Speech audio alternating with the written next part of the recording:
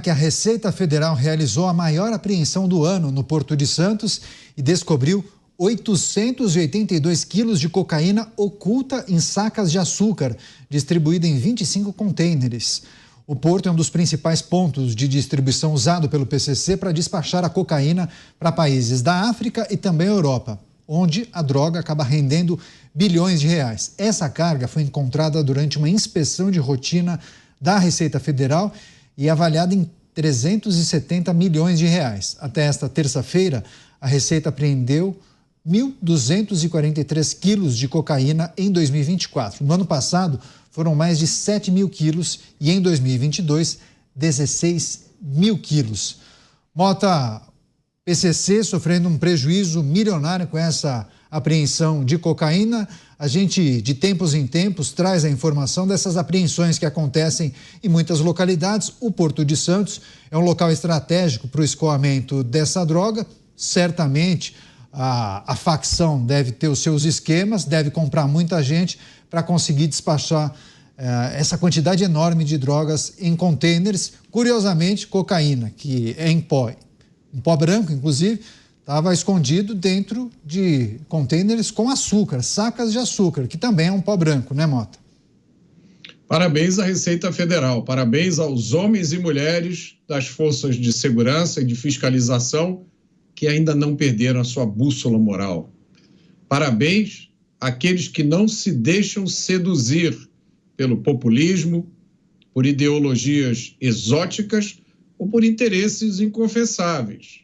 Porque o tráfico de drogas gera fortunas. Vocês já imaginaram quanto o tráfico pagaria para que um carregamento desse passasse sem problemas? O dinheiro do tráfico compra narrativas, compra opiniões, compra consciências e compra apoio político. Parabéns a todos os brasileiros e a todos os servidores públicos que não estão à venda. Pois é, Beraldo, a gente tem noticiado aqui a detenção de chefões do PCC. Há uns dias nós falamos do Batata, que foi preso na cidade de Mongaguá. Ontem, uma espécie de freelancer do PCC, Ronald Roland, foi preso no Guarujá. Enfim, a gente percebe que muitos gerentes, diretores e chefões do PCC acabam fincando as bases ali em cidades do litoral sul, justamente por conta do Porto de Santos, né, Beraldo? Que acaba sendo o local para escoar toda essa droga que chega aqui pelas mãos do PCC, né? Pois é, existe todo um esquema montado, não só no Porto de Santos, mas em todos os portos, provavelmente, do Brasil, para usar os navios que vêm deixar ou buscar produtos aqui no Brasil para que possam levar as drogas, cruzar o Atlântico ou para os Estados Unidos ou para a Europa, eventualmente até para a África, e dali da África eles sobem para a Europa, porque lá são mercados que se paga mais pela droga. Então, todo o negócio da droga, do PCC, se baseia nisso. Como eles já estão faturando mais de 300 bilhões de reais por ano, pelo menos essa era a estimativa aí, a projeção de faturamento do PCC, que eu acho que está subestimada, perder esse volume de drogas... Né? Era o faturamento, o lucro era na casa de 5 bi por ano. Eram esses os... O lucro é menor, né? Não, o faturamento 5 bi e o lucro 300. Não, né? Faturamento 300 bi... Ah, 300 bilhões, ok, sim, está certo, é isso aí. 300 bilhões de reais e o lucro, segundo estimativas, 5 bi. Eu acho que tanto o faturamento quanto o lucro estão subestimados. Você até falou que só perderia para a Petrobras, inclusive, você comentou, né? Exatamente, em termos de faturamento. Então, quando você olha para esses números de perda, quer dizer, quase 1 tonelada de droga, isso aí já está na conta deles, isso eles já sabem que vão perder. Mas, enquanto isso, eles estão construindo os próprios submarinos para cruzar o Atlântico. Então, o nível de sofisticação, de ousadia é muito grande. E, infelizmente, o número de servidores públicos que cedem à tentação de fechar os olhos, de facilitar uma entrada, de não fazer a inspeção onde devia fazer e tal, infelizmente esse número também é grande. e assim o tráfico de drogas vai se expandindo, o PCC vai se capitalizando e vai investindo esse dinheiro em outras áreas, em outros ramos que também afetam a vida do cidadão. Então, essa situação dos postos de gasolina, por exemplo, que chama sempre muita atenção, eles compram postos porque ganham dinheiro lavando, né, esquentando o dinheiro da droga, mas também vendendo combustível com baixa qualidade, combustível que eles conseguem através de todo tipo de maracutaia, de picaretagem. Há uma reportagem da revista Isto É, essa semana, mostrando como é que eles levam produto para a Bahia, da Bahia vai para São Paulo e aí entra no tanque do carro do consumidor, que está ali achando que não tem nada a ver com isso. Mas, infelizmente, está sendo uma peça utilizada nesse grande esquema das drogas do PCC. É assustador isso tudo, Canheta. Você, Luiz Felipe Dávila, mais uma operação que conseguiu confiscar, descobrir uma quantidade enorme de cocaína que seria despachada para a Europa e também África, um prejuízo milionário, mas como bem destacou o Beraldo, né, para cada quantidade dessa que é descoberta e pega e apreendida, quantos já não foram, né?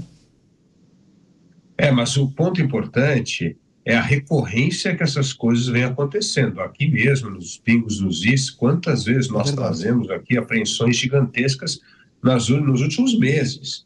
E isso significa que a política de segurança do Estado de São Paulo está funcionando porque está trabalhando com inteligência para desarticular, porque não é só a apreensão disso, é começar a sufocar o crime organizado pela questão financeira. E, portanto, essas operações vai aumentando a rede de inteligência, de informação da polícia, e aí sim é capaz de desmantelar esquemas em outras áreas, que não é só o tráfico de drogas, como bem lembrou o Beraldo há pouco, porque temos os postos de gasolina, tem energia, contrabando de cigarro, enfim, existe uma série de crimes cometidos por esse crime organizado, atividades em outras áreas, que vai muito além só da venda de droga. Então, é fundamental que cada operação dessa traga mais robustez de inteligência e permita desmantelar esse crime organizado. E é pelo lado financeiro. Todo mundo sabe isso, só que se combate crime organizado sufocando financeiramente. E esse é o objetivo aqui da Polícia de São Paulo. Então, assim, eu vejo um avanço muito grande nessas apreensões, cada vez maiores, mais vultosas, mostrando como está funcionando esse trabalho de inteligência da polícia em desmantelar essa rede de crime. Não é uma coisa só, uma tarefa do governo do Estado de São Paulo. Isso precisa ser uma tarefa de todos os governadores e da política nacional. Por quê? Porque esse crime é transnacional. Então é preciso entrar o governo federal, sim, precisa trabalhar com outras organizações, demais países, para que nós possamos realmente quebrar as pernas financeiras do crime organizado no Brasil. Então, é sim um esforço do governo estadual, mas precisa também da ajuda do governo federal, porque são crimes transnacionais. E crime transnacional não consegue se combater unicamente com a política de um estado ou de 2 ou 3 estados. Eu sei que o Cristiano Beraldo tem um complemento a fazer. Agora, Beraldo, quando você tratava da questão que envolve os empreendimentos legais do PCC para lavar o dinheiro do tráfico de drogas, bem naquele momento chegou uma pergunta endereçada a você, da Rita de Cássia, perguntando se o consumidor tem que ficar esperto com postos de combustíveis que vendem no valor abaixo do mercado. Se isso pode ser uma sinalização de que trata-se de uma gasolina ou um combustível oriundo de atividade criminosa ou não tem relação? Muito difícil saber. Por quê, Caniato? Hoje o mercado, sobretudo de São Paulo, ele é dominado por grandes redes e essas redes se conversam. É muito comum você ir a um determinado bairro da cidade de São Paulo e você perceber que todos os postos cobram a mesma coisa, ou valores muito próximos pelo combustível. E aí, qualquer coisa mais barato que isso não tem a ver com adulteração de combustível e sim um posto que eventualmente não faz parte daquele combinado, que não atua ali no meio daquele ambiente onde as redes eventualmente conseguem combinar de cobrar um preço mais caro. E a gente precisa lembrar que houve quando o João Dória assumiu a Prefeitura de São Paulo, ele fez uma operação para fechar postos de combustível. Aliás, não lembro se foi a Prefeitura ou o governo do Estado, mas ele fez uma operação logo no início da gestão para fechar postos de combustível que estavam vendendo combustível adulterado. E eram postos com as bandeiras tradicionais, que todo mundo olha e fala, não, aqui eu posso abastecer com tranquilidade. Não é assim, porque o posto de gasolina ele não pertence ao fornecedor do combustível, ele pertence a um dono. E o dono pode ser o PCC, pode ser alguém sério e pode ser um sem vergonha, que está fazendo picaretagem para cobrar mais de você em razão da boa-fé do consumidor e ganhar mais dinheiro. Então, é um ambiente muito difícil.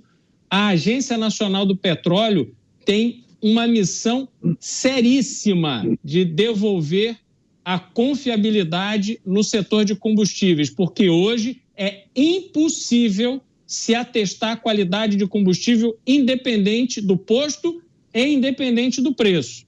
Eu só queria fazer um complemento, Caniato, em relação a essa questão da apreensão das drogas. Olha, 850 quilos foram apreendidos em containers e tal, uma operação grande. Agora, façam só uma seguinte referência.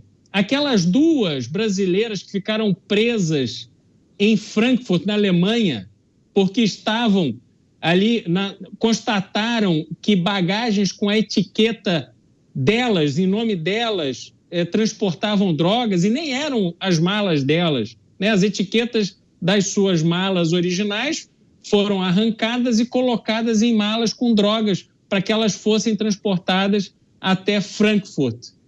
Essas malas dessas 2 brasileiras, numa única operação de troca de etiqueta de mala no aeroporto de Guarulhos, eram 40 quilos. Então, tirem daí uma dimensão de quantas malas, de quantos containers, de quantos navios, de quantos submarinos, de quantos aviões, de quanta coisa que vai pelas fronteiras aí afora. É um volume de drogas assustador todos os dias, deixando o Brasil das formas mais diversas possíveis. Por isso, a Polícia Federal, a Polícia Civil, a Polícia Militar, que todo mundo tem que fazer um esforço conjunto, cada um no seu espectro de atuação, para combater esse crime absurdo que alimenta a criminalidade que nos assola, mas é preciso fazer um investimento a sério, é preciso dar autonomia, instrumentos, equipamentos, inteligência.